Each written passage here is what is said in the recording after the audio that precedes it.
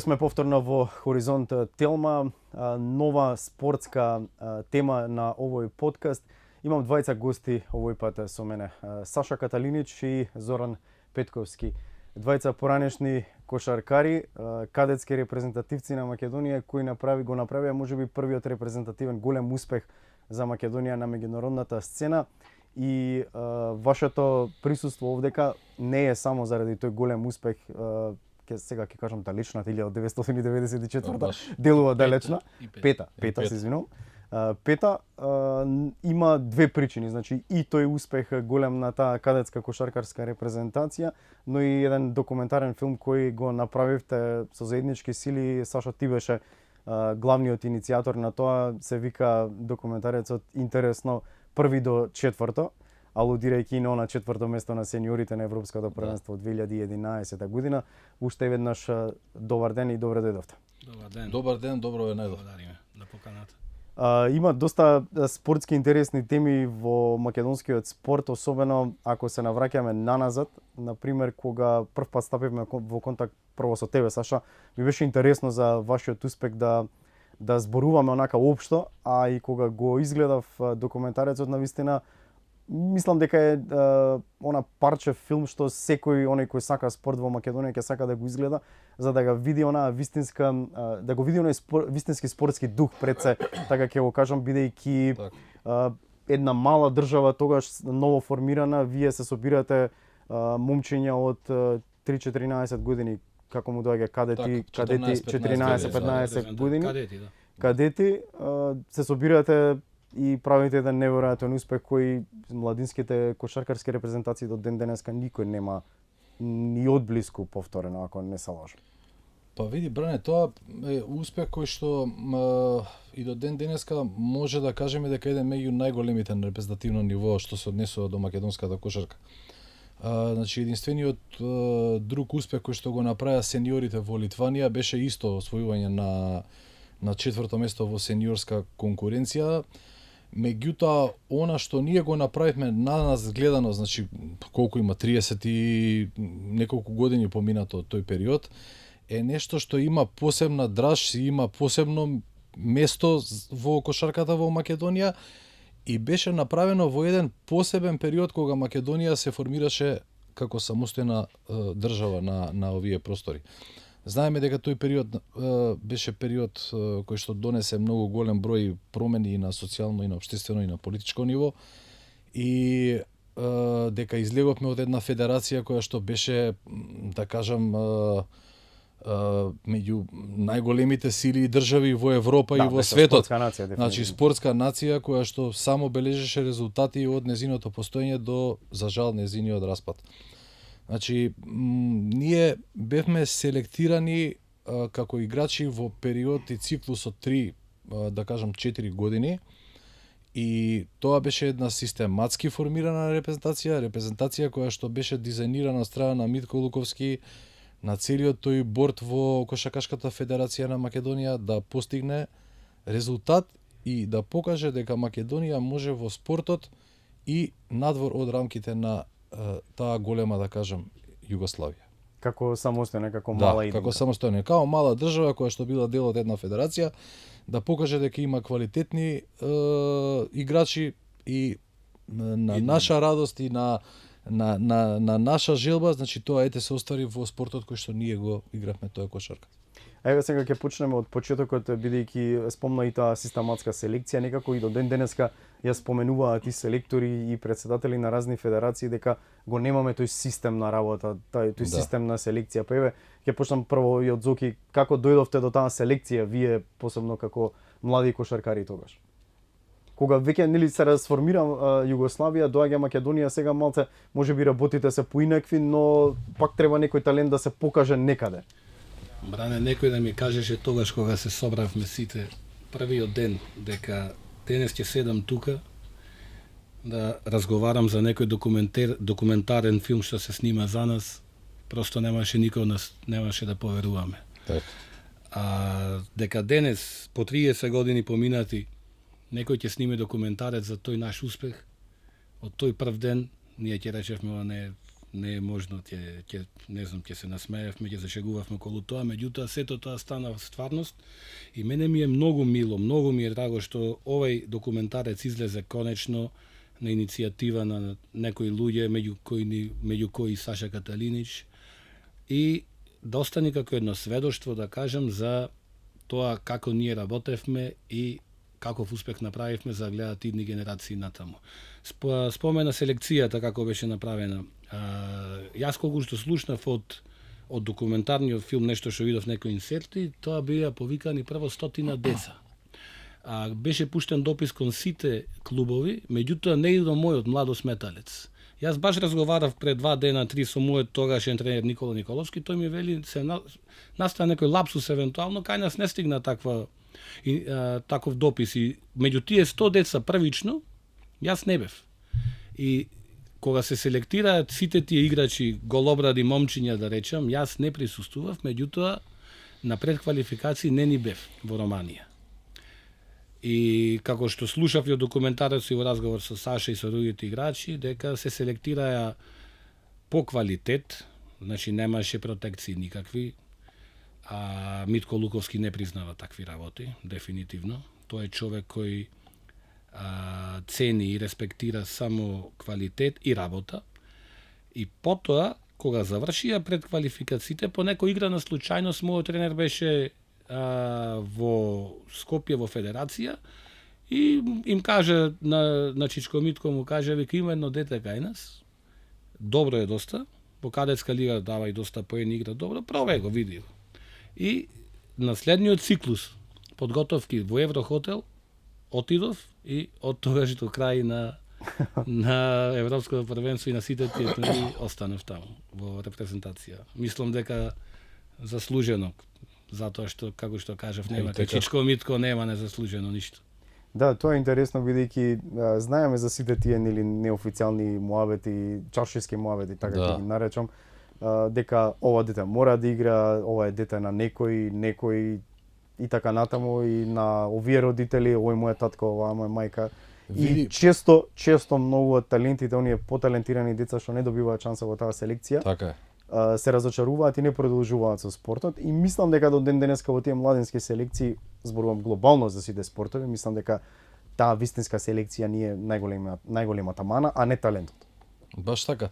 Види, Бране, ова ново време, ја ќе кажам од социолошки аспект, пошто ја по струка сум социолог, ќе кажам, донесе многу негативности што се однесува до квалитетот во работењето. Не е само за спортот, него општо земено во сите општествени сфери на живење, сфери, аспекти, како и да е. Значи, жално е што денеска спортските работници не се ценат, финансиски се деградирани. И они бараат на секој можен начин некако да останат во тоа што го работат и на некој начин да обезбедат некој екзистенцијален момент, фактор, финансии, за да може да функционира тоа што го работат. Меѓутоа, тука се губи квалитетот. Ке се вратам назад. Ние бевме селектирани од луѓе кои што знаеа што е квалитет. Значи, станува збор за луѓе кои што имаа високо морални норми, луѓе кои што беа само реализирани, луѓе кои што и во таа Југославија више направиле некој успех, створиле некој имидж, некој име, и кај нив тој момент финансиски немаше никаква улога у тој период. Како што кажа Зоги, ќе се надоврзам, селекцијата започна прво во Скопје, беа собрани околу 100 деца, па потоа се намали бројката, дојде 50, останавме одреден период, 25, па се намали на 15, се направи одредени надополнувања за некои одредени позиции кај што требаше да се поклопат коцките играчите. Ете, Зоки беше еден од нив, Ержан Прешова исто после тоа беше еден од нив, кој што се вклучија во вториот дел од селектирањето. Велев беше од сам старт, само Велев имаше за одењето у Романија, Велев имаше рубеола. И он не отиде, на негово место беше друг играч, значи Радко се викаше играчот, не ми текнува на презимето, он само беше да го пополни местото. Да. Интересно е што рубеола фатив и ја, али у Романија, на враќање Тоа у е автобус. Пред квалификација. Значи, завршува тој квалификацијски циклус и јас се враќам од Романија со рубеола, затоа што пред да тргнам бев со Велев цела недела и бевме заедно и на лекарски прегледи, оние што ни ги правеа систематски цело време константно. И ја не сум прележал, сум прифатил од него и така беше ситуација. Ти знаеше кога се разбереш. Да, на крај ја поминав добро, значи си го фатив тој циклус, ја значи сум еден од тие играчи кои што од почетокот беа селектирани и значи до крајот на тој цел циклус останав у таа селекција, у таа репрезентација. Митко Луковски ги селектираше играчите, да кажам, баш како што треба. Од овој аспект сега гледано, мене ако ме праша некој, тоа е прав начин, систем и метод да направиш резултат, да одбереш одредена група на играчи кои што ќе можеш да ги изгладиш, да работиш со нив и да си го поставиш оној систем на работење како што ти сакаш. Али од друг аспект тоа го направи затоа што он беше као човек цврст, знаеше што прави, не дозволуваше никој да му се меша у работењето, си работеше професионално. Па тој така така си ја тераше целата работа. Тој така се нафати да биде селектор. Или по мој, или никако. Им каже на сите, или ќе работиме по мој систем, не сакам да ми се меша. Имавме еден помошен тренер, не како сега по 5-6 во екипа што скаутираат. Саша Тодоровски, да. Саше Тодоровски цефи, немаше скаутинг, например, немаше YouTube, немаше утакмици каде да ги гледаме. Значи, тренерите остануваја да гледат другите напревари. Ние бевме да се одмориме, пример, ќе завршевме со нашиот напревар, ќе заминевме во хотел, тие остануваат за да гледаат и така да скаутираат. Сега имате програми, сега имате видеа, сега имате секој играч, секоја позитивна и негативна страна. Тогаш немаше. Што е интересно? Интересно е што и покрај тоа што он си имаше филозофија, ако си физички спремен да издржиш, да изиграш два надпревари, како всака нека е противникот, ако го притиснеш, ќе си го направиш она што треба да биде, ќе си завршиш резултатот. Вели прво полувреме можеби ќе не прате, а меѓутоа второто не. Да, го почнавте вие сами природно муабетот за Митко Луковски. Ќе ве прашам за подготовките, кога се подготвувавте и за предквалификации, и за квалификации, па и за Европското првенство, бидејќи и во документарецот тоа добро е напоменато и од страна Луковски има добри изјави, но и вие сите кои сте членови на таа генерација и кои говорите во документарецот, зборувате за неговите методи на работа. И само да кажам за јавноста дека документарецот се уште не е излезен за пошироката јавност. Наскоро се надевам дека ќе има премиера, па ќе можат сите да го видат, но еве правиме еден тизер за она што ќе можат да го видат.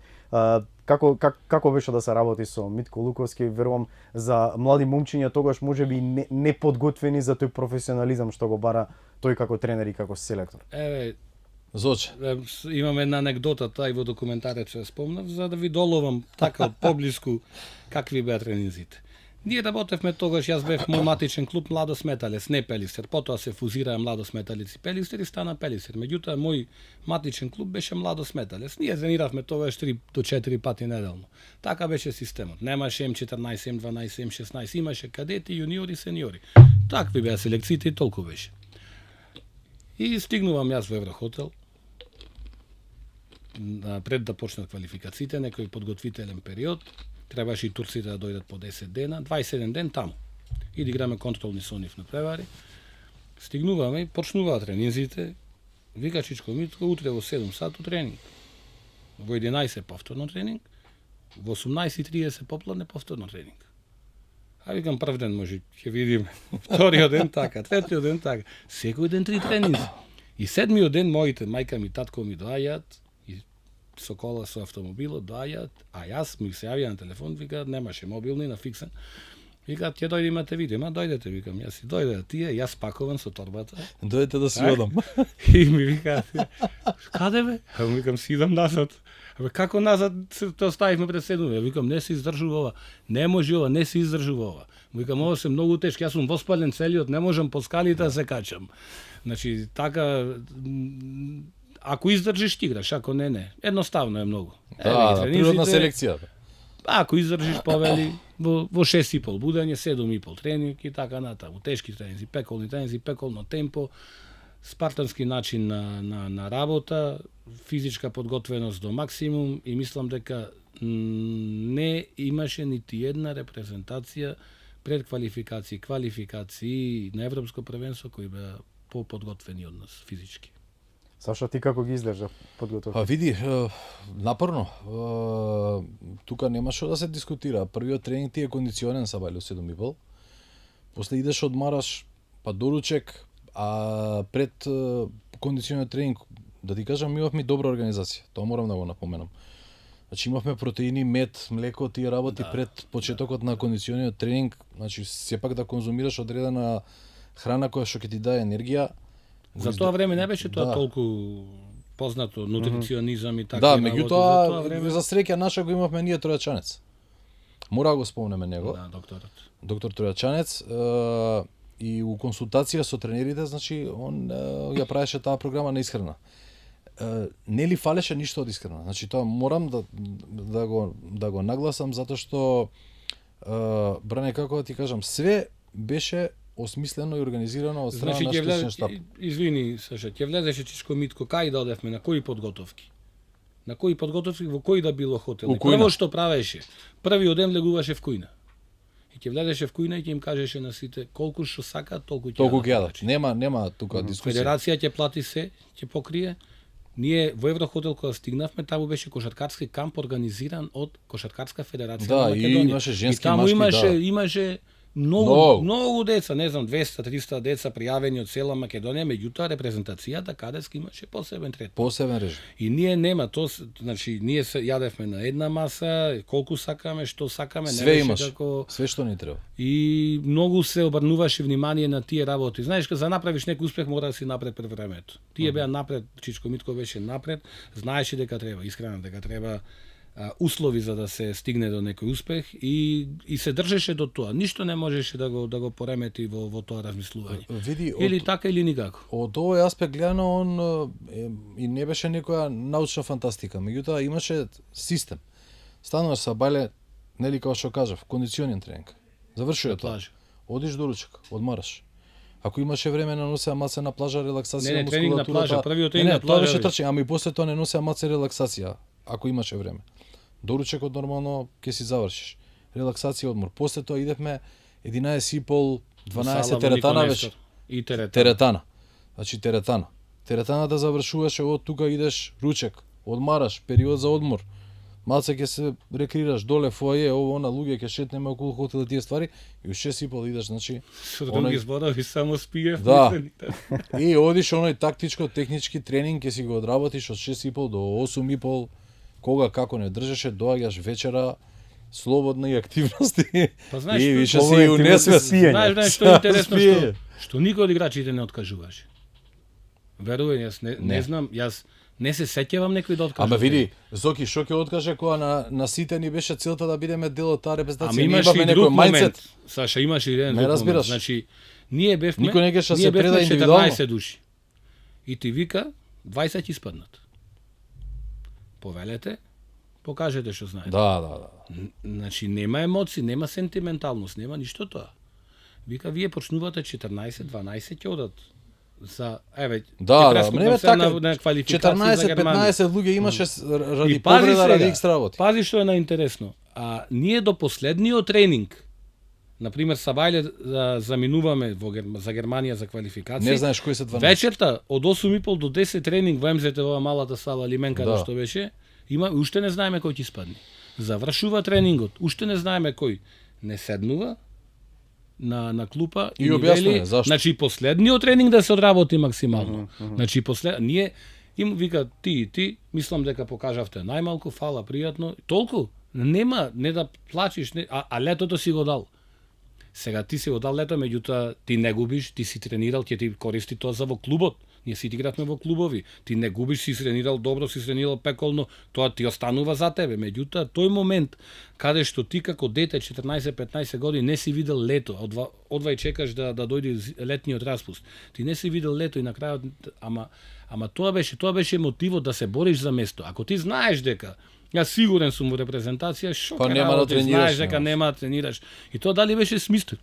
Мислам дека и смислено беше. Види, ама интересно беше што на секоја позиција беше покриено со по 3 играчи. Да. И сега може да избере да иде со, не знам, 2 бека, 2 крила, 2 центри. Ме разбираш, кого сака може да го ротира. Али тактички одиграно за да се одработи максимално. А што се однесува до тие кои што не идеа понатаму, мислам дека сепак коректно, ферски и професионално си ја завршиле својата работа и тој им останува, зашто да видиш ти дел од тие 15 најдобри од цела држава у тој период стварно е успех. Индивидуален за себе, како личност да се изградиш, да си створиш имидж како спортист, све тоа понатаку во животот ти се наоѓа. Веројатно тука Луковски ве подготвувал за оној вистински професионализам. Значи се работи со 200%, нема тука простор за емоции, нема протекции, нема ништо. Без разлика дали ќе влезеш во селекција или не, треба да го одработиш тоа максимално. Што мислам дека барем мојот впечаток е така дека денеска веќе го нема. И кај можеби и кај тренерите, а дефинитивно го нема кај младите играчи. Пак не може да го има кај младите играчи ако не им го наметна тренерите. Прво тренерите денешни не знам и дали има таква друга филозофија некоја. Еве јас сум работил како тренер 4 години, бев тренер на Пелистер. На КК Хераклеа бев тренер неколку години, значи јас фатив и како прволигашки тренер, неколку сезони како второлигашки тренер. Меѓутоа, знаете како, сега барањата на играчите се многу големи. Например,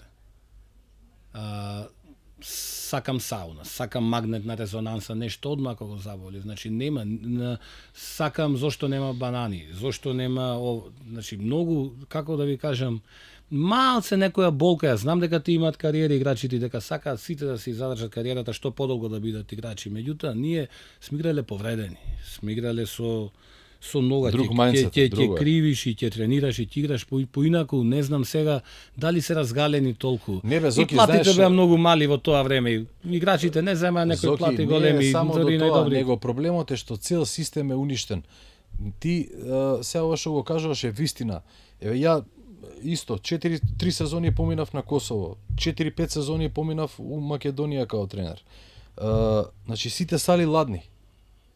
Значи ти немаш температура прво, нема финансиски средства. Ама и тогаш беа ладни кои играат. Ама сакам да кажам, друг е мајндсетот.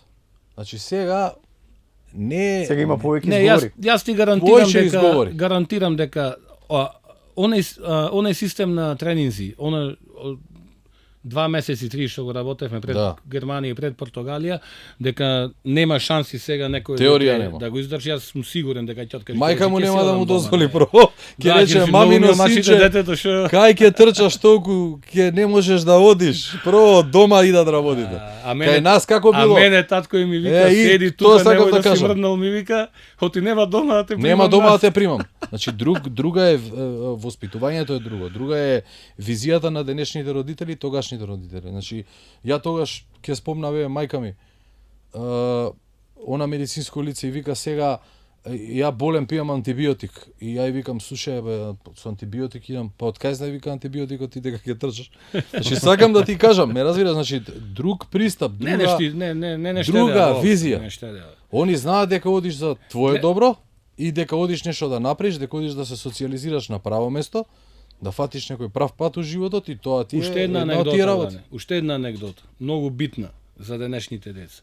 Јас почнав да тренирам, играв за моето основно училиште Кирил и Методи, бевме прваци на Битола, тие општински училишни превари, 2 години со ред, и после втори, кога бев 7 или 8 деление, дојде тренерот на Младо Сметалец на Пелистер, не знам, ајде да тренираш кошерка, јас почнав да тренирам кошерка и тренирам сам месец, 2, 3, 4, 5, тренирам кошерка.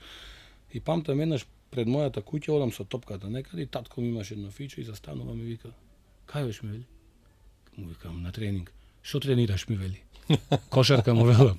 Од кога? Па имам вика на 5-6 месеци. Абе седни учи ми вика, осте каква топка, не си игра играчки. За учиш школа? Да, не знаеше дека тренирам. Кој те прашува? Да те носат со кола на тренинг. Да те то нема теорија, пешки, друга работа многу. Тераш, одиш, нема, значи сега гледаме с кога додам сите родители со коли ги носат. Ти која проблематика е сега што слушам ја, ајде, ние сме у спортските кругови сите, не само од кошарка и од другиве спортови, ќе дојде на детето, ќе му каже нешто, малце ќе му повиши тон, вечерта доаѓа тренеров дома, таткова му сева намолен. Што си му викал ти на детето, шо ова, шо она. Ако дочека дома, може од трибина да се приклучи. Да, тоа се више, не знам, работи кои што влагаат у некој правец дубиоза, да се остават децата. Нема логика. Јас и сега како родител, еве, па ние имаме деца, да. Јас имам 3 деца. Двата се кошаркари, девојче и момче, другата гимнастичарка. Значи јас никогаш досега со автомобил ги нема однесен на тренинг. овие дори беа многу мали, да, меѓутоа сега 13 сега што? години е ќерка ми, оди на тренинг, јас му викам тато ќе ме однесиш врни, не викам, твоја работа. Верувајте, таа чадора на тренинг Тоа и назад. најпаметно.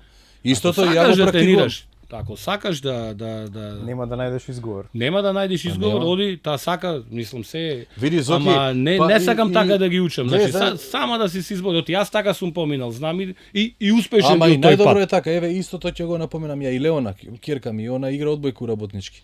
Истата варијанта што ја прави Зоки, ние сме иста школа. Исто школа. Значи ако сакаш ти да тренираш, што треба некој да те развозува, да те прати, оди сам, избори се малце сам, види, пошто тоа ти е школа за понатака во животот. Ја тоа и го викам на Леона. Да, во спортот не се добива успехот така лесно. Па нормално не. Тоа е и да, првата ама лекција, кога излезеш веројатно. ти на терен, ни татко ти, ни парите од татко ти играат, ни некој игра. Ти играш. Гледајте, спортот е статистика. Значи Нема ти шо. можеш во еден оркестар да сгрешиш некоја нота, не знам колку ќе се спортот е статистика.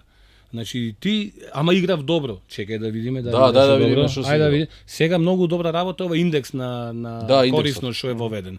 Затоа што порано гледавме само поени. 22 поени, а тој 6 Да, изгубени да, топки. Ама Или пишува во од весник 40 22 шутнав. поени.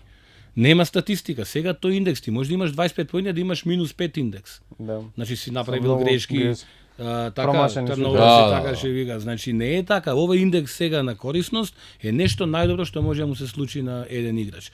И мислам дека Тоа е добра играчите работа. се трудат не само да дават кошеви, туку се трудат и обрана да изиграат, и асистенција пресечат да топка. дадат, и скок, и да пресечат топка, што вика Каталина. Скок исто, се Се. е тоа битно. Значи на повеќе статистички категорија да се Насочот. насочат. Значи тој вистински победнички дух се гради од тие кадетски Од најмали денови. од прво и во клубовите, а секако понатаму Да, и да. во селекциите, и затоа споменавте вие дека имавте 14 надпревари без пораз во предквалификација и квалификација. 13 или 13 мислам. 13, 13. се чини, да. Еве Да. да започнеме од предквалификациите. Веројатно како мала земја, ново формирана, веројатно сме биле аутсайдери во очите на сите други селекции. Па види, Бране, нас у Романија и така и не рачунаа кога дојдовме. Меѓутоа, после првата утакмица више погледите им се променија. Ама да лефти автограми таму. Значи, да. Види, интересно беше за Романија што ние бевме у Тулчеа, град, така да кажам, прилично некоја мало градче кое што беше доста спремно за тие предквалификации. Луѓето чекаа да се деси нешто. И ете таа манифестација, тие предквалификации за Европско првенство им беа забава, салата беше преполна. Значи на сите надпревари. Ние кога дојдовме таму, да ти кажам искрено, веднаш бевме интересни за публика и за соиграчи од други екипи, имавме така некоја харизма као дечки, екипа добра на место, бевме многу сложни, коректни и како се почна со утакмиците, значи после првата утакмица сите сватија дека со нас нема шала. И тие сите 4 утакмици ние ги завршивме со победа и први у Романија. Кого победите се? И памтиш што? Романија беше дел, Белгија беше дел, не можам да се сетам. Уште една репрезентација беше. Не беше Франција, не беше Франција. Не можам да се сетам на кои беа 4 репрезентации, али завршивме први. После тоа веќе беше друга игра кога се планираше све И за знаете кога предквалификации. завршија тие предквалификации, дури и самата федерација и самиот Чичко Митко видоа дека може нешто да Има се направи простор. тука. Има простор да се направи нешто и веќе за квалификациите се преиде на едно, да речам, многу посериозно од нивна страна, на посериозни подготовки, затоа што видоа дека чекај тука 4-5 победи, не сме поразени од никој, одиме Да. на квалификации, и европското е блиску, Одма. да видиме што можеме да направиме. И почна тој циклус, да речем, за квалификациите во Германија. Јас памтам, пред да тргнеме во Германија, во на Интерфалко ресторанот седевме Да, кај МЗТ. до МЗТ, и знам дека Чичко Митко вака најде некој дали денарче било, единица. И подигна вака и ми вели, мене гледај ме вели. Кажам, шо? Ова е знак дека ќе сме прави на квалификација. Митко. Жива вистина. Им вика на сите овие од федерација, вика, гледајте, Први ќе видиме. Тие се смеат, мислам се смеат. И Митко е не легенда. може му што веруваме во што се впуштаме. Се остави та. И после квалификации ми вели ти велев. Ние Да, сами да може веруваме. Толку веруваше во нас. Тоа страшно нешто. Тој не убедуваше дека нема подобри играчи од нас. Вика, кои се овие бе? не бе, психолошки многу он беше стабилен и Вие добро самите влијаеше не на нас, сваќате. знаеш. Мене јас не смев да ја спуштам главата. Јас имав некој лош напревар. Играв бек шутер, играв и ми дозволуваше да шутирам многу. Ми велеш 10 ако промашиш и 11-та ќе шутнеш. Зошто? Затоа што ако сакам јас да не играш, ќе ти извадам. Ќе те извадам, да. Значи 10 ако шутниш и сите 10 да ги промашиш, дури те држам во игра, ќе шутниш 11-та. И да не те видам никогаш долу главата. После во Вардар ми беше тренер и во МЗТ кога играв, истото ми го зборуваш и секогаш ми велеше дигни ја главата. Јас вака на полувреме слабо нешто губиме, так дигни ја главата одма. Дигни ја главата. Види, Митко беше Немој да те видам мотиватор, повеќе беше страшен, со но глава надолу. он знаеше како да има да има пристап и према играчи и како да ја води утакмицата и како да има и со противничкиот тренер комуникација и се морам да го спомнам Интеракција. да го спомнам со Израел, они нешто Тоа е во квалификација или? да, квалификација, он Ќе ти некако кажам кои тој од победи Израел таму беше се многу тренерот така арогантен, на Митко не му се свигаше. А има е добар играч, Ајан Да, Катош. има. И сега ние пази, ние сега нив ги дробиме на утакмица. И овој у паника, више, знаеш, му бега утакмица 15-20 разлика и сега ги потрошил сите тајмаути. И нема тајмаут. И Митко го гледа, го прати и иде на клупа, записничка и вика тајмаута. Се ние водиме 25 разлика и тој Фактички него му вика да, тај. и тој се врти и му вика овој Од ти од мене, мене брате. имам уште 2, вика, ако сакаш. Кажи кога ќе ти треба, значи. Ја тоа сум го запамтам, до ден денес се смеам. Му вика овој ти од мене овој тајмаут, имам уште, кога ќе ти требаат, кажи ми ќе викнам за тебе. Еднаш ни вели, баш памтам, Радика хотел Маврово и последен тренинг, последен ден, последен тренинг и са тест. И не вели, на брегот седиме и вика, Да. гледате они таму едни крави пасат. Тоа не се И догледа со двоглед, бе. И тоа. гледате оние кравите, ние вака сите гледаме. Тоа магла горе, знаеш. Вика имате нема- 15 минути до горе. И ние му велиме до таму, не вика до таму и назад. И назад. И јас памтам како вчера, на враќање веќе, а веќе 14-20 треба да испаднат. А тест последен, физички. Се враќам назад и знам дека на колена паднав, не можев. тоа И беше- Гац, Тони тоа Гасов, беше како нешто вчера неверојатно. памтам, Тони Гасов беше звер, физички, тој не знаеше да се измори. Да, Тој давај му колку сакаш да трча, тој Да, не може. јак. И знам дека зад мене ме дигна вака, трчај би ме, Да, зашто јак, зашто но. падна и ме дигна и продолжив и влегов во целта. Баш буквално така, ме подигна вака за раменици, вика трчај и некако Не би влегов има во многу целта. анекдоти, интересно беше и уради како бевме на припреми нели скијачката стаза и кога треба да истрчаш сега финалето со нешто ти е пар на грб. И са ти одиш нагоре, го носиш другиот на грб, треба да издржиш до горе, значи не можам да опишам тоа какви беа тренинзи. Тоа беше нешто. Затоа беше Макс. вака. Затоа сме Ама по 50 за тоа кила, после можевме да тоа трчаме. беше трчање на терен, абе умотакмица дали заврши, 40 минути поминали. Па да, затоа веројатно и од тука она на Митко Луковски едно полувреме ќе се држат, прво полувреме, Така, второ ќе второ излезат. нема А шанс. пази бране, уште еден момент битен. Ние во Португалија на европското салата беше еден лимен кров Пекол беше. во Како Јане Сандовски, претпоставувам.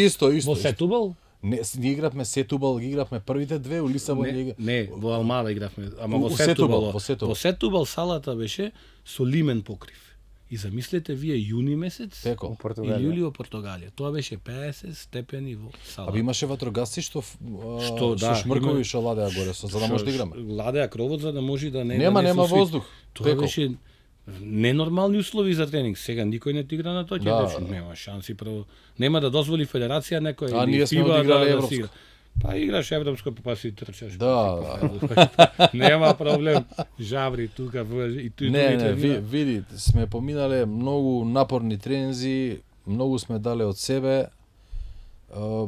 И свесно мислам, ако сме биле деца, свесно сме го направиле тоа, зашто сме имале мерак да оставиме нешто лично позади себе како тим и индивидуално да се вреднува, ама и за државата. Јас се Значи, сеќавам, Тоа го зборам најискрено и најреално, затоа што мислам дека сите од оние играчи што беа дел од таа репрезентација така се чувствуваат. Јас се сеќавам пред првиот надпревар во Германија со Белгија, мој прв надпревар Тоа е со во репрезентација, квалификациите, во така? квалификациите прв надпревар против Белгија. Баш има на документарецот кога што видов, кај што се спремаме за тој надпревар во собите, баш снимен сум јас вака и така многу сериозен. Јас мислев тогаш, јас поголема трема. Сум играл утакмици, финалиња на куп. Значи за 50 капитен сум бил и во МЗТ сум играл со работнички дерби и за во Куманово пред 5000, 6000 сум играл публика. Ама верувајте дека јас поголема трема во животот немав. Јас мислев како ќе излезам на терен. Толку, значи, толку ми беше чест на терен после готово. Не, толку ми беше чест прво што го носам знамето. Значи што ја представувам својата држава. Толку ми беше чест, јас бев мислам дека најгордиот битолченец или не знам или македонец во тоа време.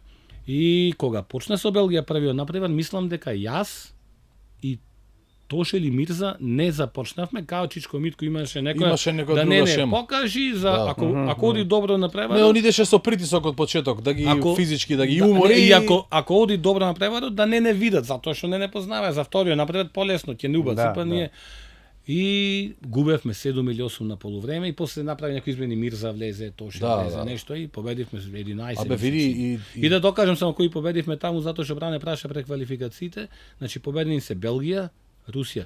Русите на представувањето, Бране, кога застанавме до нив, на представувањето, се знаете од отворањето на квалификациите на турнирот. Ние кога застанавме до нив, ние мали дечиња. Мали деца бе. Знаеш колку ви мажишта? 15 огромен. годишни деца, испод 2-5 немаше дете. Каде бе викаме ние со овие играме? Русите 10 разлика. Ама ете гледа за се имало шема. Германија домаќино 18 разлика. Сите тие победи. И тие беа 10-та победа. 10. Пред квалификација 10 и првите 3 на европска. Во документарецот го спомнувате тој момент со англичаните или со Велика Британија, са не знам како било тогаш Англија или Велика Британија, не е важно. Јас ова не го знаев. Дека ви нуделе да пуштите. Види, имаше Бране некоја приказка од нивна страна, нив не им значи, на нас не ни значеше ако изгубиме, а на нив им значеше ако добијат, они одат автоматски. Пошто немаа да играат они после разигрување со Белгија, пошто после они изгубија од Белгија и испадна. Сега тоа е како ти кажам, некој моабет кој што они го пробале преку Сашо докторот, они со него прво стапиле во контакт. 7 дена надзор на да, па нешто да ни дадат ова на меѓутоа тоа не е ни тема на дискусија. Значи знам дека само пази се Чичко Митко човек, извини. Митко вика, овие се туристи, срамота и значи гледајте од сегашна перспектива. И ние вика немаше, види, тоа не е дека ќе се десело, Митко ти тврдам со глава дека нема шанси да прифати такво нешто. А и никој друг од тој тим, пошто мајндсетот не ни е таков. Ама од сегашна перспектива што слушав на документарецот вели вака. Тие беа туристи дојдени таму. Значи тој не може да поднеси некој. Да. Нема што, значи 30 разлика. Тие вика од денес Чичко Митко вика, па тие беа туристи не заслужија да одат понатаму. Не беа работници вели. Значи уште Абе види, соки туристи, не туристи, он немаше да го дозволи. Значи не, тие излегуваа, сака да се забавуваат, имаше тоа немаше да го дозволи, он само поише, мислам дека играчи кои сака да се забавуваат, а тој не трпеше такви работи. Мислам дека нивниот потези уште поише го изиритира и спровоцира уште поише да се победат со што е можно поголема. А гледајте како ние дознавме дека сме во Final Four. Тоа е многу интересна приказна. Значи играат Италија против Израел. Нас ни велат после нашиот надпревар. Тоа е на европско? На европско. И ни вели вака, Зоре Темелковски, покоен Буштур, Чичко Митко, Цефи, и ни велат ние ќе останеме да гледаме надпреварот. Ако победи Италија, ние влегуваме во Final Four. Ако победи Израел, Израел влегува во Final Four, не ние. И нас не праќаат во хотел со автобусот и остануваат да гледаат надпреварот. И ние се замисли, чекаме 2 сати, немаме никаква информација, нема интернет, нема ништо. И сите околу едно базенче стоиме вака, седиме сите. И сега чекаме да дојдат да ни дадат информација дали сме во Final Four и продолжуваме во друг град или не сме. И тие влегуваат по 2 сати, 2,5, ама влегуваат намуртени сите вака. Викаме ништо. Нас душата ова. И влегуваат, идат на кај нас и јас му викам, не, тоа е, ќе си одиме, толку. И се смеи Митко, честито Final Four. И ние сите во базен со селишта. Имаше така многу дознавме убави дека во време, Final многу Four. убави периоди. Значи тоа е, супер. не знам, после Final Four веќе друга приказка. Друга приказка, да. Не, имаше, гледајте, имаше, значи Шпанија, Хрватска беа класа над нас, не можевме да се... Он има играчи Тие добри, има играчи, значи ние не можевме, тие беа единствените што не надиграа. Значи единствените во сите тие три циклуси, Да, од тие сегменти играчки, вклучувајќи ги технички, турнирите, физички, да. единствени што не можевме да им парираме како и да сакаме. Да, нормално кога некој е премногу подобар од тебе, знаеш да Па- признаеш и Па гледајте, го ама знаеш гледај, лимитот. гледај бране, за Турција кој играа во тоа време? Играше Тунџери. На Ефес Пилсен бек Го покасно. паметам. Хидо Туркоглу, Туркоглу, денешен сега. председател на Турска NBA кошаркарска играч, федерација, НБА Легенда на играч. Орландо. Мехмет Окур во Детройт Пистон што играше и во Јута Джез. Јосип Сесар за Јосип Сесар Хрватите. играше. Вујчич, денешен Маријан директор, Манце играше. денешен Давор директор Кус на играше. Макаби. Да. Вујчич Хрватот. Тој играше за таа репрезентација. Словенија, Смодиш. Да, имаше добри играчи. Тоа беа играчишта покасно што Направија кариера. што стана направи кариера и направи такви кариери што цел свет им завидуваше, ме разбирате. И ние против едни такви играчи, не само што остане во аналите Што на дадоа у кошарката. кошарката, да, Во до аналите крај. на кошарката. Веројатно од сите тие надпревари и ги спомена и поразите, веројатно поразот од Грција за трето место за бронза веројатно највеќе боли. Тоа е не може да се опише. Значи сега толку да поминеш све тој циклус и пола кош да излезе, да изгубиш, а нивно мислам дека и прво водство беше. Прво водство нивно на 8 секунди до крај изгубивме. Изгубив. А цел напревар од прва секунда Ги до 8 водим. секунди до крај водевме. И се случи што се случи. Тоа е, знаете, голем удар за деца како нас. Сега Види, поинаку ние се дојдовме на поинаку се техничка на сваќаат клупа, работи. сега дојдовме, ние техничка на клупа и тука се сврти малце ситуацијата, отиде у нивна корист. Имаше две слободни од наша страна, Зоки, ако се сеќам, Така, ги промашени. промашивме. Шут за тројка промашен. 10 секунди до крај, место да се иде на тројка, играта излезе така. На нерешена тројка ни Да, даде. да. За кога неќе. Значи што Нема би било, шо, кога сега би што било, да ти- ако направиме тоа- вака, Кога ќе го размислиме, што и не ни се ни дискутира, што да го збориме, разбираш, не е уопште да ти кажам Паметам добро. сличен коментар, каже и Тодор Гечевски во документарецот, дека не му се збори за тие надпревари, единствен играч од сите и таа цела ваша генерација и беше подо играч, во сениорите, Да, дека они у Литванија беше. А два како- пати загубил Да, за еден меч разлик. за А бронза. како кажа Тошев, не можем. Па ние можевме трчеме од Од тука тука до Истанбул, вика, да. У Тоше документарецот го има тоа, да. Два пати, Тоше, видите, Тоше беше класа играч. Тоше да, Тоше беше и Мирза Куртович. И еден момент заборавивме. Значи Мирза Куртович на предквалификација и квалификација играше за нас. Беше најдобар играч во репрезентацијата. Со Тоше заедно, ете да кажам. Меѓутоа, не знам зошто таков лапсус се направи. Јас гарантирам дека ќе игравме финале доколку Мирза 100%. затоа што нареден циклус ние заминавме заедно за Португалија и кадетската И младинска репрезентација и младинската. Него го прекомандуваа во младинската репрезентација. Ама не знам зошто. Ние бевме на европско, а тие квалификации. И значи се разделивме, тие мислам на Мадеира заминаа, Да, а они на ние Мадеира, заминавме да. за Сетубал. Ама Мирза ни го зедоа. Мислам дека ајде да не коментирам голема грешка, затоа што ако беше Мирза во репрезентацијата како до тогаш, ние сигурно финале ќе игравме. Види, И дури на 100%. документарец со Мирза и за тоа е сигурен. 100%, тоа Мирза беше играчиште. Не знам и зошто така Ни се фалеше случи. не и поените негови, ни фалеше и делото одбрана и атмосферата. Онда беше А ние друга игра ќе беше. кога загубивме еден разлика, јас убаво се сеќавам, тој е голем удар. Сега поинаку се сваќаат работи. Сега вика финале светско губиш, меѓутоа поинаку ги сваќаат како бизнис спортот, како тоа е Да. тоа, деме одиме натаму, за 2 дена играм следен надпревар. Губиш, меѓутоа за 2 дена следен напти немаш Немаш време да време размислуваш. Да, како да, напревар. да, размислуваш Одма има што било. скаутинг нареден ден. Значи еве ваба 2 лига лани играме на секој 2 дена со Пелистер. Да. И сега ти губиш или победуваш, ти готова таа утакмица, наредниот ден тренинг и скаутинг за следната утакмица, таа е веќе минато. Баш така. И на еден разлика јас памтам, па многу тежок удар беше за нас и јас не можев да преболам и години ден денес, ама тогаш многу Не, тежко. бе, до ден денеска што И да ти кога ќе кажам, дискутираме на како никој не заврши може. вака сите, так, паднавме, не можеше, баш доктор идеше овој Саши од човек до човек, кај нас вака да не дигни, може пола сат седевме, никој во соблекувална немаше влезен. Беше многу тешко го ни дојде. Мислам до Македонија никој ни збор не празбори. Ни авион, ни нигде. Огорчени бевме, огорчени.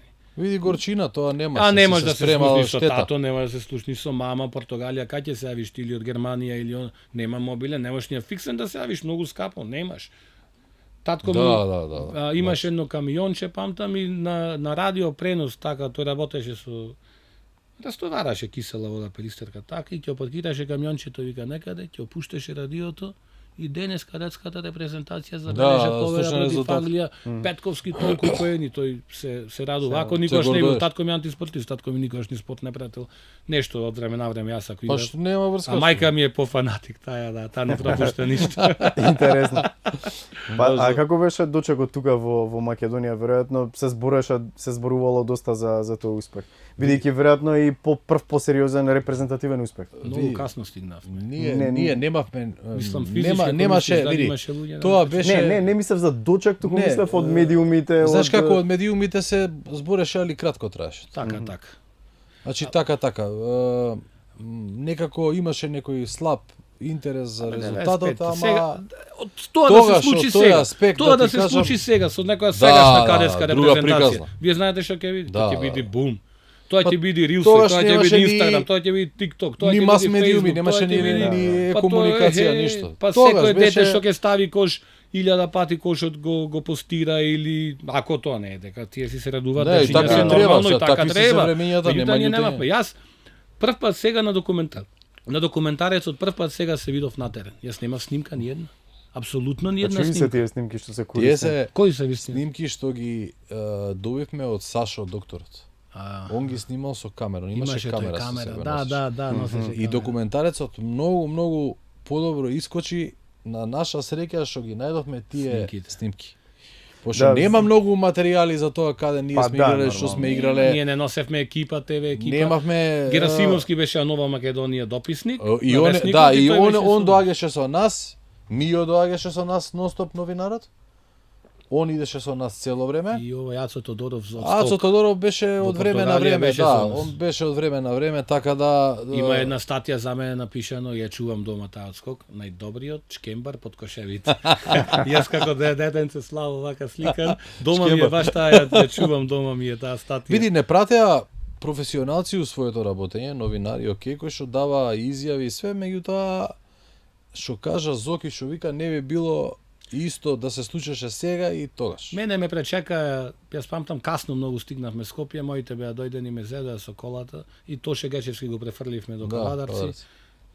Ништо, пријатно. После имаше нешто на вести на телевизија. Види, ама за тоа сега 30 кусур години отпосле, ама точно. Сега можеби ќе има поголем импакт.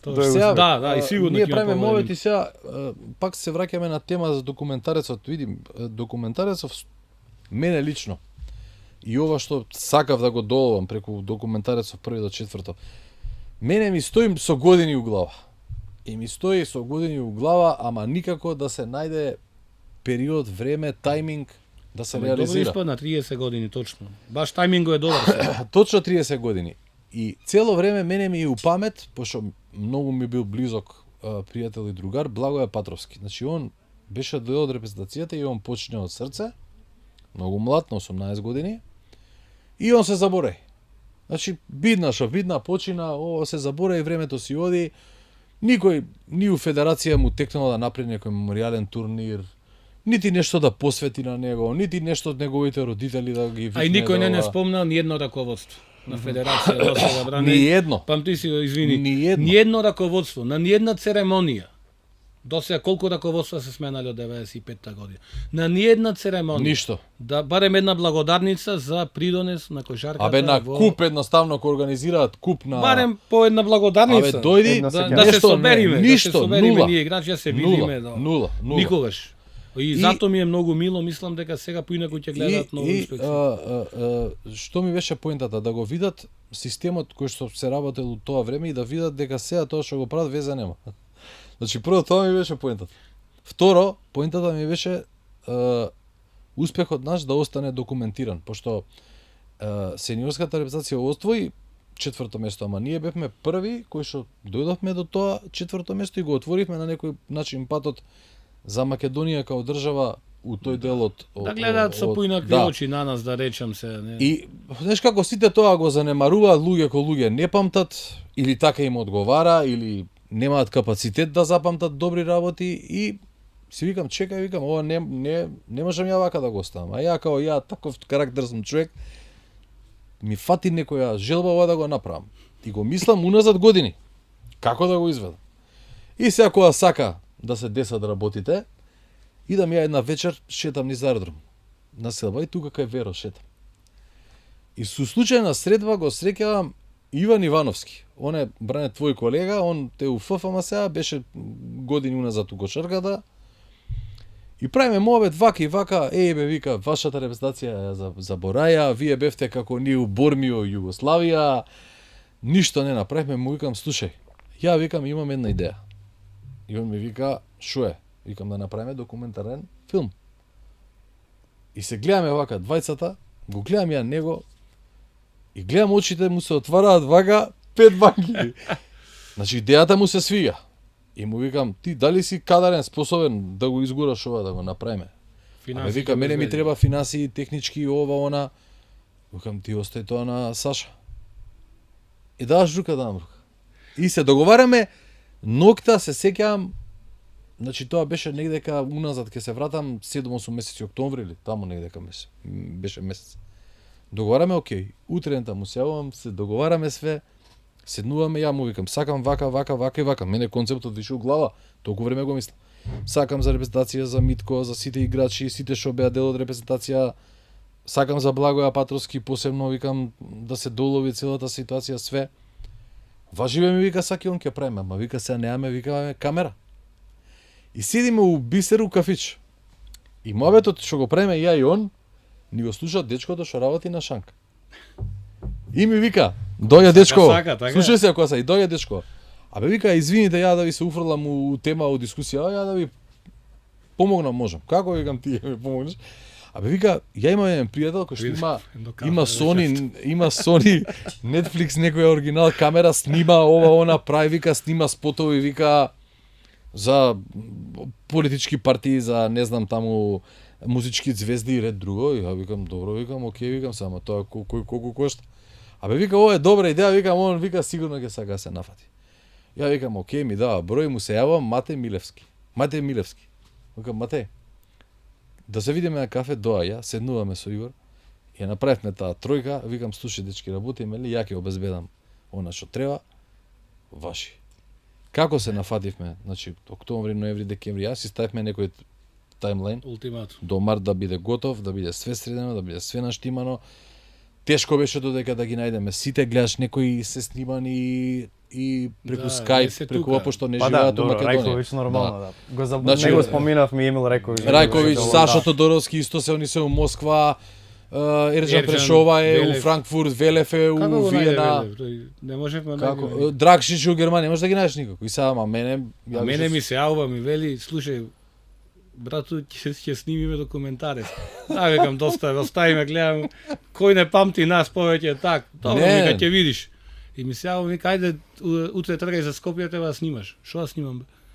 Абе, вика, треба да снимаме, ќе се снима документарецот, договори в камера, доаѓај, вика. Ајде, одев таму, па снимавме. И да ти кажам, викам, вистина. И да ти кажам, некако све се уклопи, додека ги најдеме луѓето, ама како ги слушам сега после толку години. Знаеш, она со мерак се слушам. Им кога ќе му кажеш, му се прави мерак невиден. Кажи кога, така. Па нема ни еден што го побарав и му кажав. Ја за купот и со буштур се видов. Се смее, Бране, у 4 сме се доверени, ние у 4 тука. Они исто. У 6 саат нова, у 6 саат. И никој, слушај, дури некој ги преснимавме и 2 пати. Мирза 2 пати го преснимав. Ако е у Грчка он. Не му одговараше снимката, не беше окей, пак никој не одби све, сите јас во документарецот спомнувам, на пример кога зборувавме колку Чичко Митко сакаше одбрана да играме, јас споменувам баш е тоа во документарецот и викам како да ви доловам колку сакаше одбрана да се игра. Имаше една ситуација, бевме во тренинг кампот на ФС Пилсен тогаш, сега надолу ФС. Да. Таму имавме некои контролни надпревари со турците, а Хидо Турколу играше за нив. Беше најголема звезда. И завршува еден надпревар и не собира Чичко Митко и дај, што мислите, кој вака одигра најдобро на надпреварот? Се има играчи со поени, со 20, 22 поени, 20. Не го кажи бе, тоа ќе го видат до документарец. И добро, и му велам, направи. И Чичко Митко вика, не вика, Жучо беше најдобар. Жучо, кого чуваше ти? Јас вика Туркоглу. Колку поени ти даде Туркоглу? 4 поени ми даде. Најголемата звезда го ограничи на 4 поени. Тој беше најдобар на надпреварот. И доаѓа дека ги тепаме Турција. И доаѓа Буштур во сала сега во Пелистер за купот и се наоѓам и ми вика вака. Абе шо го фали Жучо ме уби бе. Само ми се јавува, виде кој рече Зоки дека е најдобар. Виде кој Жучо е легенда. Ми го даде на телефон Жучо вика Зоки бе, кажи му на Буштур кој беше најдобар. Ти Жучо вика, не вистина таа. Играше добра одбрана. Пазете, многу битно за успехот беше што Чичко Митко нас не убеди секој да игра она што знае. Не бркавме поени сите. Јас бев шутирав. Каталинич беше да се фрла по топки, да поентира, да се бори. Македонскиот Денис Родман. Точно. Тони Гацов беше, имавме 15 скока. 4-6 поени, меѓутоа 15 скока. Блокади, тој беше фајтер, тој гинеше на терен, тој беше, да речам, види, сите има Тоше таква Гечевски се енергија. знаеше, поентер, тој ќе шутира, јас има слобода да шутирам, многу имаше Тоше. Меѓутоа викаше Чичко Митко, ние ако за плеймейкер од 6 до 10 поени се доволно. Ништо повеќе. И тој вака велеше. Ако даеме сите по 25 коша, колку поени ќе имаме? 300. Можеме 300 поени да имаме? Не можеме. Нормално. Секој си има задача во те. И ние така свативме. И се знаеше. Иако немаше статистика, тогаш се знаеше секој која улога ја има. Абе се беше распределено, кој што ќе одработиш, ама имаш сега позадача. тешко да му доловиш на децата тоа затоа што сите сакаат да поентираат. Сите бркаат поени, да. Ама ние свативме дека секој си има задача и не можеме сите да даваме по 25 поени. И тој не убеди во тоа, ние го прифативме тоа и успехот е тој. Баш. Ке има некој таков пак успех во догледни во скора Искрено иднина? се надеваме. Прво зборувам за младинските селекции, бидејќи младинските селекции се оној Абе, репер как има Бране за 20 10 дека години кога у Б дивизија губат. Как Да. ќе играат? Не, се надеваме дека ќе има. Значи кошарката е доста променета и воопшто спортот е доста променет и кошарката е доста променета. Гледате колку наука влегува во спортот.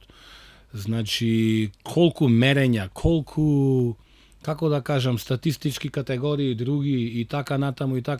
Абе све им е џабе овде и мерење, Значи... све срце немаат. Џабе тие. Да, можеби на крајот Абе, ние ни мерења сме имале, нема врска. Пазете, ние немавме физиотерапевт, замислете. Па нема. Ни на предквалификации, ни на двата турнири, ни квалификации, ни на европско. Ние со нас немавме физиотерапевт. Значи немаше масажа, немаше бандажирање. Никој не се бандажира. Ние не знаевме што е тоа да се бандажира зглобот. Самостојно некој. Ама бевме ние спартанци бевме, на вистина бевме спартанци. А никогаш не се откажа од тренинг. Не, работевме. шанса. Како физиотерапевт имавме еден помошен тренер, еден лекар, веќе бевме дечиња, значи мораше лекар. Види, Сашо беше супер, он си ја вршеше работата топ. Меѓутоа не е физиотерапевт, Сашо да ти измасира, да те бандажира. Ние замисли со 3 тренинзи дневно ние немавме физиотерапевт. А повреди немавте? Абе види се јавуваа повреди, се јавуваа грчеви на тренинзи. Мислам на некоја сериозна повреда. Не. Сериозни не, зглоб да што е најнормално да се исчаши. Не чувал Господ. Да. Иначе една повреда се може би тоа е од добрите подготовки. А гледајте, да, колку си пофизички спремен, потешко се повредиш. Кој се вратам филмот сега, имало и тепачки. Имало некоја скачка, имало и кавги, затоа што тоа е многу ментално тешко да го издржиш. И се ти смета во еден период. И ние деца, знаеш, некој ќе му каже, дај ми ова, да, оти ти вака ми кажа. И пази, секој тренинг е физички, значи имаш дуели, а веќе се смачивме еден од друг да се гледаме. Значи се смачивме еден од друг, ние многу се сакавме, ние гиневме на напред и денес многу се сакавме. Абе види, нормално е тоа, знаете како, или во лобито на хотела се сеќавам, ајде не спомнувам кој, дури тепачка, меѓутоа после на тоа траело еден ден. Наредниот ден си пак другари, пак знаеш дека тука ќе бидиш. Ама самиот напор и самата монотонија што не фати затоа што е тоа е циклус е дугачок, се периоди, не е тоа така едноставно. Спиеш, а дете си. Некој има и девојки тука веќе тоа почнуваат први симпатии, некој во бито во Скопје си има девојки луѓе. Дечињата знаеш и не можеш да се чуеш и сето тоа влијај. И Имаш и Затоа и казни сега- и тепачки, меѓутоа се Зато- завршувало. затоа сега- Тишко Митко и психолог беше, ќе не Све. седнеше. Затоа Зошто сега така? мислам дека и државата овој пат ќе не испочита и дека која влада и да дојде сега на овие избори ќе ни даде државна пензија што ја заслужуваме и јас сум иницијатор и ја јавно кажувам дека тоа ќе го барам од сите овие институции кои што се спортски затоа што у репрезентацијата има луѓе кои што стварно заслужуваат да го добијат тој испомош финансиски и стварно целиот тим, цела репрезентација, стручниот штаб, сите што бевме дел од неа, заслужуваме некаква награда од Македонија. И јавно тврдам дека ја ќе иницирам и ќе направам благодарница све не што е. добивме ти Се благодарница не добивме ништо, ама мислам дека сега и кога ќе го изгледаат документарецот и кога ќе размислат што треба да се направи, мислам дека ќе се јави некој човек што стварно размишља правилно и дека ќе покрене нешто за оваа репрезентација. Не го спомнавме. Тоа Мислам го спомнавме нема на шанси кратко. да не го спомнам. Документарецот е посветен нему кој што можете да Да, видите да. на крајот на филмот и тоа беше навистина шок голем, така млад живот и толку перспективен и толку амбициозен и толку со физички преиспозиции. Ние имавме двајца Он високи беше во Македонија. 2,10. Тоше Гечевски и Благоја Партовски. Ние Да. немавме други високи деца тогаш. Тие беа двајцата. И го загубивме многу и на кошаркарски план. За И на некои другарски идни план. генерации да добиеме многу добар центар што кај нас е дефицитарно како што знаете во нашата репрезентација секаде, меѓутоа кај Да. нас посебно. Изгубивме голем човек. Како дете, меѓутоа ќе прераснеше во вистина многу Фантастичен дечко, тоа нема и како дискусија. да кажав, последниот напревар го одигра против мене вечерта.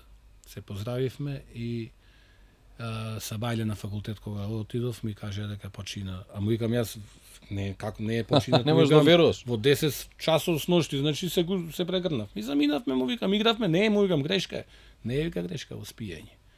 И така, шокантно и како што каже и Каталинич, верувајте овој документарец, најмногу ми е мило што вистина малце го подзаборавија сите, посветен е нему и ќе видат луѓето, има таму и некои, да кажам, интервјуи, да, некои кажувања за него, така да ќе сватат за каков човек се работеше луѓето.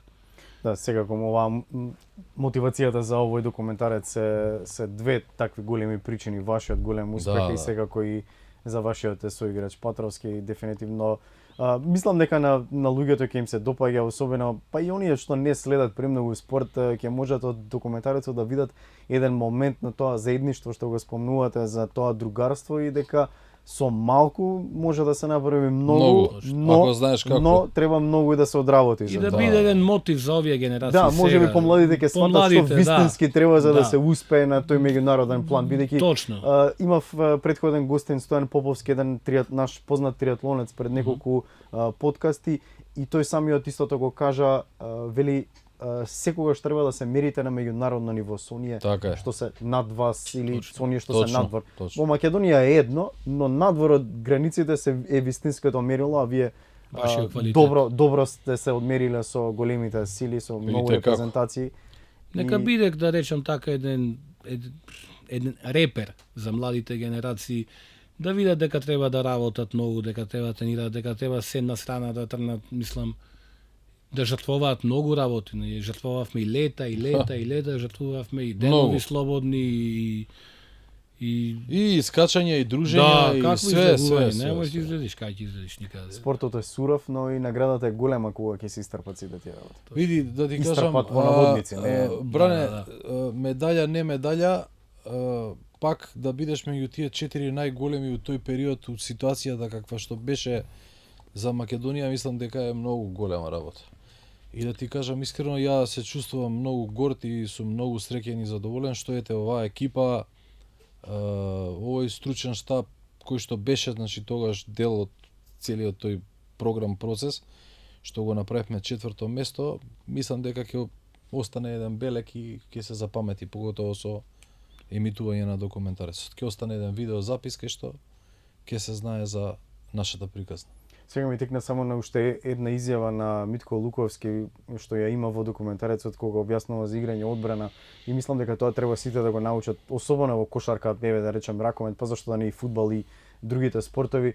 Вели во еден момент може шут да не ти оди, може да немаш дено, ама дека не можеш да играш одбрана, нема шанс. Нема ќе си седиш на клуб, а може да те прати дома, да ти рече дуј оден спакувај се и оди си. Не ми знаеш што вика бе, ти нема шанси, вика, ти ја браниш топката, немаш вика друга задача. Многу едноставно кај него. Значи ти вели или играј одбрана, труди се, а не да се штедиш за напад. Сега многу се штедат за напад. Ме разбирате? Чекај малку ќе забушава. Да, одбрана за да имам снага, напад. Нема, секој посетна топка напаѓаш, пресинг спуштен во став 40 минути.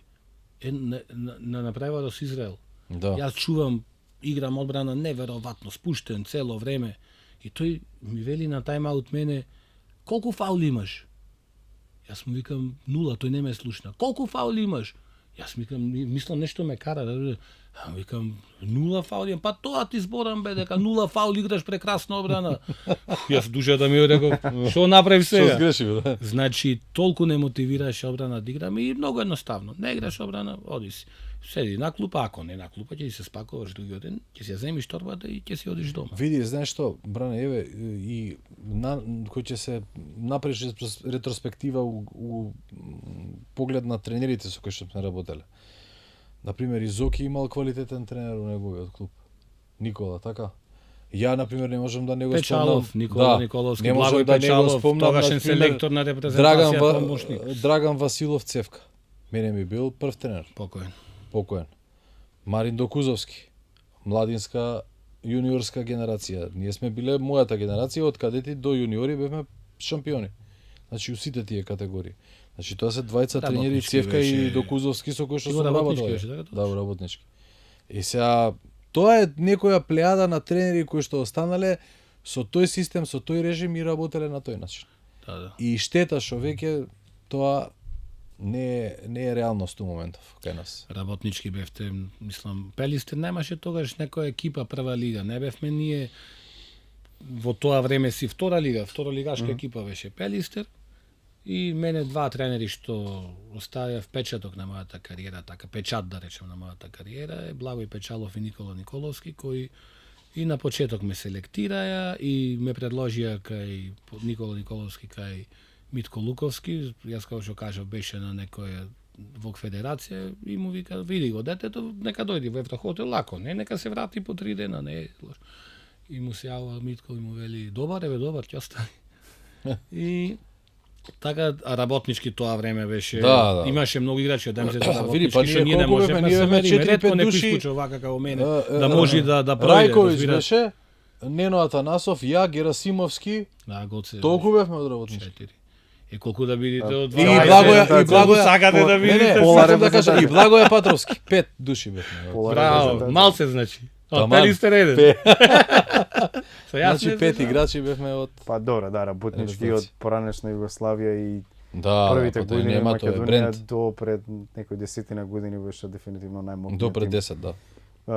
Сега е полека се враќа и работнички, МЗТ е сега доминантниот во македонската кошарка, Пелистер се обидува во финалињата, не ви оди да доминира. Металците баш многу. Ова година. Денес сега ќе видиме со работнички Пазете со ова година. Со работнички полуфинале прво, па ќе видиме понатаму после. Може заедно да гледаме Пелистер полуфинале, па да видиме. Да гледа. Интересно е бидејќи сега се навраќаме малку, спомнувам и за домашната кошарка. Сакам едно кратко ваше мислење, бидејќи и во едни мојот втор подкаст беше гостин Љубомир Николовски, легендарниот македонски коментатор на за NBA. И го спомнавме оној надпревар помеѓу МЗТ и Реал Мадрид кога падна Реал Мадрид тука со Желјко Обрадовиќ и во тој момент ми текна на составот на МЗТ. Значи сите беа македонски играчи со Марк Дин исклучок. Да. Еден странец, квалитетен странец. Топ играч Марк Дин. И се сеќавам и во тој период кога беа оние вечни дербија, се уште бев многу мал тогаш, основна школа, но ги следевме над преварите исклучително со исклучително внимание. И работнички беше исто така цела репрезентација, знам Боцевски, враќата, Дејан Јовановски, види, знаеш што? Војновиќ, значи и еден странец, сега не се Имаше сеќам глеса тогаш Јоловиќ, некој не, Марко Јовановиќ, Марко Јовановиќ. Марко Ивановиќ, двајца. така Да, е. значи И Зоран Јовановиќ. Да. Имаше двајца страна, они после тоа Сега да знаеш, кажам, да. малку странци беа, Точно. Види, грото по двајца македонски беа. играчи Точно. беа. Интересно беше што тогаш имаше кошарка и кочани деликатес. Првиот Кочани американец деликатес, кој дојде да, да. не, беше Бонер Апшоу. Да, Кочани. да. Најпрвиот. Имаше се појави на YouTube негдека хайлајтс од него од забивања во тоа време. Само не Тоа знам беше каде. атракција. Слушај, да, баш Американец во он- наша лига беше та, јас И како а дете Жито Вардар? не може да верувам што Житовар гледаш. Има, немета ли огрозден од каде? После Житовар. Немета ли Острумица? Турман имаше- Едвардс. Турман имаше играчи што Немета ли игра. немаше никогаш. Не знам кој беше од американци, НБА, имаше еден Србија. играч што дојде. Немаше американци, немета. Немета ли мислам дека Кањевац играше Да, тогаш, Кањевац, тие, не, да. центарот тој. Кањевац играше со оној Вардар. Значи, јас сум приврзаник на на размислување да се намала странците во македонска лига. Меѓутоа е проблем затоа што играш Аба лига.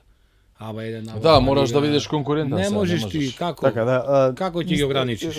Сакав да го почнам мобетот со тоа во Македонија, бидејќи исто да се случува во цел регион, нели Аба лига, Аба 2 и Аба лига, гледаме дека сите екипи се со многу странци, А исто да го искоментира Дино Раџа, не можам да се сетам сега точно за кој медиум, дали хрватски или српски, имаше некој кратко интервју и кажа као јас не гледам Аба лига. Вика Аба лига почна за да се организираме ние како поранешна Југославија. Регионално, да играме меѓу себе Цибона, Црвена звезда, Партизан, Унион, Да се врати тоа што било некако. да се врати она нели некакво ривалство и квалитет, а не вика да се купуваат по 7-8 американци и разни странци и да се надпреваруваме кој има поише пари да, ги купува. меѓутоа, Меѓутоа ставија аспект. голем влог. Прво место носи Евролига. Да, И да. сега тука го гледаме исто да нели будут нас разбираш, се многу странци. прво сите место- сакаат да играат Евролига и сега Да, да, сите ако сме сакаат. први, ќе играме Види, Евролига. интересно Влогот е е што голем. Евролига играат само два клуба и тоа од Белград, разбираш, од цела бивша Југославија. Добро. Звезда и Партизан. Добро, порано беше и Унион Да. Олимпија. Не, игра. секако, Порано имаше, доколку не сакам сакаме да да кажам, го а сега подигнеме веќе не. квалитетот на македонската кошерка, мора да се намала странски играчи. Меѓутоа не е изводливо. Не ти сакам да дозволува кажам. самиот систем на Не, преварување. значи или да играме 3-4 години Аба 1, Аба 2 лига и да вложуваме во македонски играчи со Ма и треба да се работи со Не можеш ти македонските немците да им играчи. кажеш да не земат 2-3 американци кога утре другидан играат нели Аба 1 Да, игра играат со Аба 2. Партизан, играат со Црвена Не можеш звезда. ти, Се ќе бидиш гледаш разликата, мислам, јасно беше минатата Топовско сезона. месо ќе видиш, Да. не тоа тоа. Треба И да sad се гледај, работи зема една екипа, попрофесионално со пример, младите. зема една екипа, 2-3 американци, ти за да бидеш конкурентен, дали Охрид, дали Пелистер, дали Кожу, и ти мора да земиш, затоа што не сакаш да губиш по Нормално, 40-50 немаш да останеш разлика. така. Едното си повлекува друго, ме разбира. Сега тука се поставува прашањето кога имаме доста странци, колку се тие квалитетни. Познато ми е како функционираат сите тие нели менаџерски агенции, менаџери какви се играчи нудат и за жал квалитетот на странците не е таков како што треба да биде. Иако дојде, јас велам залута некој квалитетен странец, останува 6 месеци и И си брзо оди, така. оди прави трансфер во Унгарија, Полска и така јас натаму. затоа Не е што топ лиги, но многу подобри од нашата лига. Па Во зашто моментот- нашата лига е хаос. Во моментот сум председавач на собрание на ККП Листер. И она што лани што имав некои преговори со некои играчи, американци, значи кога зборувавме да дојди во Пелистер, да не дојди какви услови бара што, тие Македонската лига сите ја сметат како одскочна дацка за некоја повисока Да, отиде лига. понатак. Тој не сака да се задржи тука. И ако играш Аба 1 или Аба 2 лига е многу полесно да го привлечеш и за помали пари. Значи тој има Да се понуда продаде пример од полесно Кувајт после. 5000 евра, тука ние му нудиме 2000 евра и тој прифаќа, тие знаат што прават, многу. Тие се многу паметни. И тој ти доаѓа тука во Пелистер за 2000 евра, менаџерот му како ќе дојде кај вас? Ама како овој Бернат, се во Хелиот. После ќе го продаде, Значи тој е му одскочна даска, си го Кувајт мене, кој ќе ме види? Јас од тука можам. Да, Аба лига пак регионална Тие лига, пак екс се ју прати. регионална текстил тие знаат. Менаџерите им кажуваат каква лига е, кој Па да, кој многу си е- NBA играчи кој се се маски играл си прават тука, тука. Аба комбинација, лига. нормално. Овој еден Знаат како оној прават. Грин со Сан Да, Антонио да. што играше, овој шутерот играше во Унион Олимпија. Унион играше, Олимпија. значи, Не бе види, тоа поминали се играчи име на тука. нив плански, не е тоа ништо случајно. Така да Јас имав играч кога бев тренер во Пелистер, се викаше Роб Луис, играше кај нас за 700 евра, наредната година потпиша во Кипар за 6000 евра.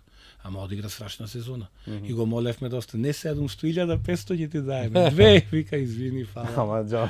Ова е бизнис. А имаше и играч кој го отпуштивме лани, јас разговарав со него, не се покажа на припремите, дојде како голем потенцијал и му велам, а не сакам така, знаете како доаѓаат од Америка, и му најдовме друг клуб во меѓувреме во ЦСКА Софија, меѓутоа му велам вака и вака, јас викам како да му соопштам сега, не можам, ме боли. Као Митко. Да. И му викам, и му велам, не се вклопуваш, ако викате, ова е бизнис, јас го сваќам то. Нема никаков проблем, вика. Ќе најдаме се, так, фала пријатно, и ние му најдовме клуб, продолжи во ЦСКА Софија. Тоа е голем Тие професионализам. си, да, си осваќаат ова како бизнис. Абе, работа му е тоа, немаше... Никој не е сентиментално поврзан за клубот. Едно да знаете. Не може играч од Скопје да биде поврзан за Пелистер. Не може играч од Срумица да биде поврзан за скопски клуб сентиментално. Тој сака, тој не велам дека тој се максимум ќе дај професионално. Меѓутоа емотионално, емотивно тој не е поврзан за тој клуб. Затоа јас викам во Пелистер треба да играат битолчани, барем 4-5 да имаме. Ние во моментот во Пелистер немаме нити еден битолчанец. Нити еден битолчанец немаме во Пелистер. Има едно детенце Сердаров кој од време на време ќе го соблечат на утакмица. Не е тоа. Значи ние не можеме само од увоз да живееме. Значи не може 5, 6, 7 скопјани и 4 американци да играат за Пелистер. Мене тоа не ми е сватливо. Затоа јас викам и инсистирам и преку комисијата за спорт Па како и сите да други се индустрии, произведуваат се од наши увоз играчи. живееме. Па не можеш ти само од увоз. Може повеќе ракометари се. Треба и битолчанство. Имаше порано и повеќе ракометари, меѓутоа сега гледам и ракометарите не се толку бројни битолчани како што изгледате, Лига шампиони играат и таму. Ќе се врати сега и Николче Митревски ќе биде тука. Тоа Не е лошо, нема да биде лошо. Ќе биде Битола интересно. пак е Да. ракометен град, са Битола се гордее со ракометниот град. Па добро и у Еви кошарка. фудбалот ќе влеземе во прва лига? Да. Најверојатно да. Знам. Гледаш на Второ работите Битола, ќе сакаш да се преселиш во Битола, ајде. Зоче. И нема Скопјанец толку во Битола. гужва. И нема Баш. толку гужва во градот. Баш кај дружба ќе имаме нон-стоп. Да. Што фали? Не, фали спортска Битола дефинитивно. Како не? Не достигаше ракометот пред се. Ги гледам низ овие 2, 3, 4 години веќе откако Еврофарм нели инвестира во ракометниот клуб, се враќа тоа ривалство, се врати сериозно и публика Фалеше и тоа, кога не се зборува за тоа ривалство, спортот замира. Ако ги нема МЗТ и работнички во Скопје, ќе замре Пелистер, спортот. Вардар. Ако например во одреден период кога зборувам сега за сите ривалства, и Пелистер, Вардар и фудбал исто така, кога например работнички е силен, МЗТ е слаб, го нема тоа ривалство. Нормално немаш. Кога работнички е дерби. слаб, МЗТ кога е премногу силен, ние го викаме дерби и како новинари и како можеби Така е, како навијачи, така. но не е дерби. А сега кога се, нели, тука некаде нивото е ракометот се, сега можеби Пелистер малку одскокнува во смисла на буџет на финанси, но пак и Вардар е квалитетен, го има тоа ривалство, МЗТ работнички сега се врати малку квалитативно. Ако ги нема дербијата, ќе го немаме спортот. Јас затоа велам дека Тоа е секогаш магијата, треба да се тоа е. негува. Тоа е Магијата е варијантата. таа. Се сеќавам како многу мало ни е дерби надпревари фудбал Вардар Пелистер. Ех. Значи во фудбалот особено Абе, трибините биле пуни спектакли. беа, сега немаш. Јас кога играв за МЗТ, кога игравме со работнички дерби, посебно чувство. Да. Гледаш, стигнуваш пред сала, публика, многу полиција, ти со автобусот се чувствуваш како не звезда, јас не знам, така адреналино, Да, уште друг во аспект. сала, уште во автобусот адреналино дига. Или Пелистер се работнички Вардар, знаете Пелистер колку се и во Битола навивачите, колку се желни за спортшкембарите и сакаат, и многу сакаат, и се вложува, и сакаме да направиме. Добро, има успеси. Еве, трна некако работата, не сме лоши во сите спортови Супер. за сега. Така да јака Битола прави јако Скопје, јако Скопје Да, прави јака затоа Битола. велам Све дека си има тоа ривалство во спортот го прави спортот тоа што е. Ако ги нема тие ривалства, па верувам дека на пример работнички МЗТ оние крај на 90-тите па и средината на 90-тите надпревари оние сите со набои, плейофи, финалиња на куп ги направија играчите како Стефанов, како Мирза Куртович, Така е. како Тоше Гечевски, како Боцевски, Точно. да знаат што е вистинско дерби. Така, Понатаму кога игравме нели европски првенства, Тоше Гечевски знае и у Задар и у Германија играл против квалитетни, го знае тоа чувство на притисок, на Искуство. квалитет, Така е, искуство. така е. Да. А кога ги немаш тие работи, особено во домашното првенство кога ќе отидеш надвор во странство, Да. Па тоа е Нели, слаба не, лига. не достига Неконкурентна слаба лига и не можеш и надвор да играш, се знае. Баш така. Затоа, например, е многу различно во нашето соседство, ги гледам и Хрватска и Србија, особено во фудбал.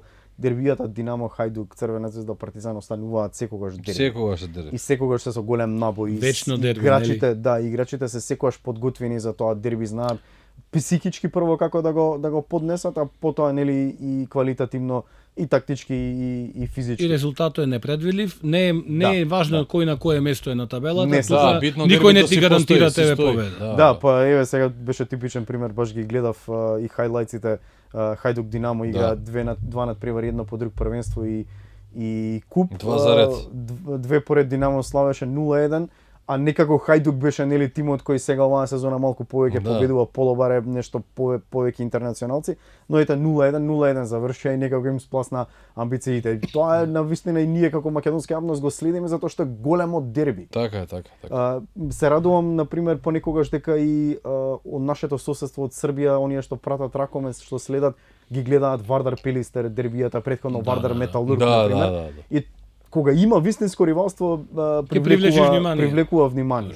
Ау, тоа е и суштината на спортот, тоа е и кој не ќе игра дерби. Так. Значи, еве гледаш Барселона, Реал, тие секој играч сака да игра баш заради тие напревари во тие екипи. Така е. Да почувствува таа Да магија. има дерби. Ние еве да речем во помал формат да почувствуваш дерби МЗТ работнички, Пелистер, Вардар, да почувствуваш тие дерби се нешто посебно. Значи, поемотивни да кажем така.